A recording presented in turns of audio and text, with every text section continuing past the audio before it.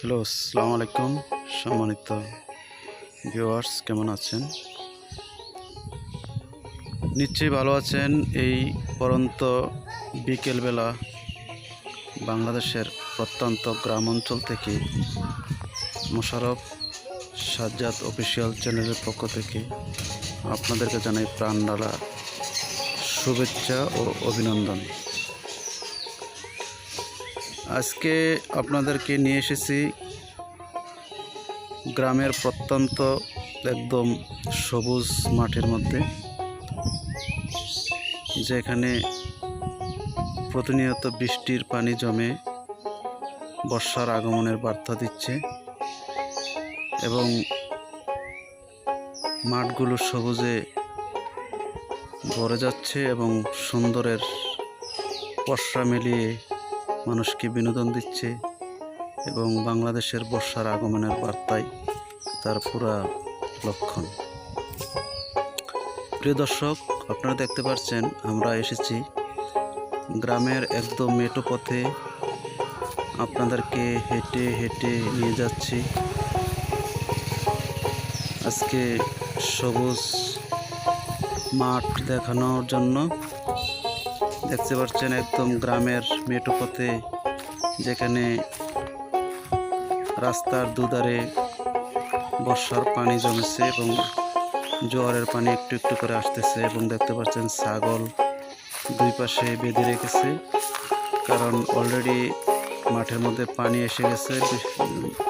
বৃষ্টির পানি জমে এবং জোয়ারের পানি একাকার হয়ে যাচ্ছে, তাই ছাগল এবং গরুর জন্য এখন রাস্তা একমাত্র অবলম্বন। আপনারা দেখতে পাচ্ছেন গ্রামের একদম কাঁচা রাস্তায় ধরে আমরা এখন যাব সবুজ মাঠে, যেখানে আপনাদেরকে আজকে প্রাণ ভরে বাংলার অপরূপ সৌন্দর্য দেখাবো। যেই সৌন্দর্য দেখার জন্য যারা প্রবাসে থাকেন তারা আকুল আগ্রহে বসে থাকেন। বাংলাদেশের প্রত্যন্ত গ্রামের সেই চিরসবুজ মাঠ ঘাট, জোয়ারের পানি, বৃষ্টি, সেই ফেলে আসা দিনের কথাগুলো মনে করে প্রবাসী আপনারা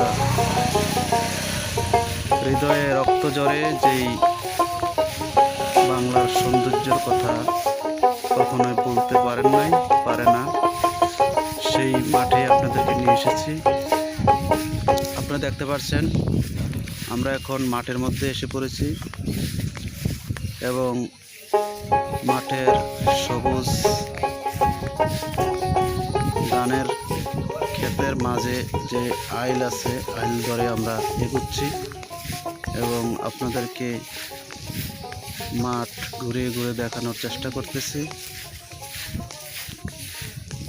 বন্ধুরা, আপনারা দেখতে পাচ্ছেন এই যে এটা হচ্ছে আপনার ধান, যে অগ্রহণ মাসে যে ধানগুলো আসবে সেই ধানগুলোই এখন কয়েকদিন আগে বপন করেছে। এগুলো বৃষ্টির পানিতে এবং আস্তে আস্তে জোয়ারের পানি আসবে এবং পানির সাথে সাথে ধান গাছগুলো বড় হবে এবং এক সময় এসে কার্তিক অগ্রহণ মাসে এই ধানগুলোই কাটবে। তখন এই গ্রাম বাংলায় এই ধানের আমেজে গ্রাম বাংলা অন্যরকম একটি আমেজ সৃষ্টি হয়। এটা বাংলাদেশের সবাই জানে, আর এই দৃশ্যগুলোই মানুষ কখনো ভুলতে পারে না এবং এই দৃশ্যগুলোই সবসময় মনে পড়ে। প্রিয় দর্শক, আপনাদেরকে নিয়ে আসছি আমরা মাঠের মধ্যে। আপনারা দেখতে পাচ্ছেন যে সবুজ ধান ক্ষেত এবং আইলের মধ্যে আপনাদেরকে নিয়ে এসেছি। আপনারা দেখতে থাকুন।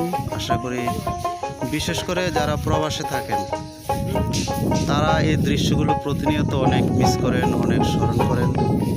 তাদের ফেলে আসা দিনের কথা, এই কথাগুলি তারা অনেক স্মরণ করেন এবং তারা এই মেঠো পথে, এই গ্রামীণ পরিবেশে কখন আসবে, কখন হাঁটবে, খালি পায়ে এই প্রত্যাশা রেখেই সবাই থাকে। তো দর্শকবৃন্দ, আপনাদেরকে দেখাচ্ছি, আপনি দেখতে থাকেন। আমরা এখন